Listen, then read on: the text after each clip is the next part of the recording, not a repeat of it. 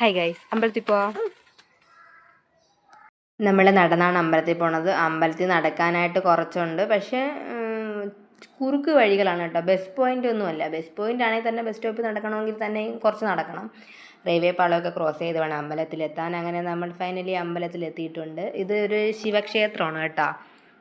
ശ്രീനാരായണ ഗുരുവിൻ്റെ രണ്ടാമത്തെ ശിവപ്രതിഷ്ഠയാണെന്നൊക്കെ പറയപ്പെടുന്നുണ്ട്. ആധികാരികമായിട്ട് എനിക്കറിയില്ല. അപ്പോൾ നമ്മൾ അമ്പലത്തിലെത്തി, തൊഴുതു. അമ്പലത്തിൽ കഞ്ഞി ഉണ്ടായിരുന്നു, പക്ഷെ നമ്മൾ ചെന്നപ്പോഴത്തേക്ക് തൊഴുതിറങ്ങിയപ്പോഴത്തേക്ക് കഞ്ഞി തീർന്നു.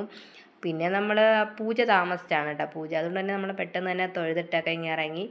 പിന്നെ വീട്ടിൽ പോവേണം. തിങ്കളിന് കുറച്ച് നേരം നടക്കാൻ മടിയായിരുന്നു. പിന്നെ കുറച്ച് നേരം ഞാൻ എടുത്തുകൊണ്ട് നടന്നിട്ടുണ്ട്. അങ്ങനെ നമ്മൾ നടന്ന് ക്ഷീണിച്ച് വീട്ടിലെത്തിയപ്പോൾ അതിലും ഭയങ്കരമായ രസം. വീട്ടിൽ നമ്മൾ അമ്പലത്തിൽ നിന്ന് കഞ്ഞി കുടിക്കുമെന്ന് പറഞ്ഞ് പിന്നെ അമ്മ രാവിലെ കാപ്പി ഉണ്ടാക്കിയില്ലായിരുന്നു. ഇവൾക്ക് എല്ലാവർക്കും ഒന്ന് പഴഞ്ഞായിരുന്നു. പിന്നെ ഞാൻ വന്നൊരു പുട്ടൊക്കെ വെച്ചങ്ങ് തിന്ന്.